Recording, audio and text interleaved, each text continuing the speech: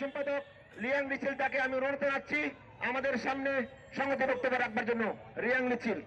আমাদের যে পাঠ্যপুস্তক, সেই পাঠ্যপুস্তকে যে আজকে আমাদের তার উপরও হাতে স্থান দিয়ে আঘাত করা হয়েছে।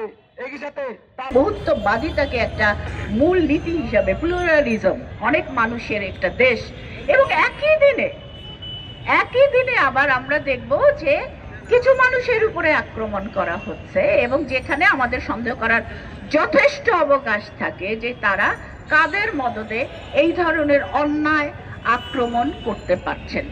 তো যে কথা শুধু বলতে পারি যে জুলাইয়ের তো বেশি দিন পার হয় নাই, আমাদের প্রতিজ্ঞাগুলো আছে, আমাদের দাঁড়িয়ে থাকা আছে, আমাদের সেই ক্ষোভ, আমাদের সেই জেদ, সমস্ত কিছুই আছে।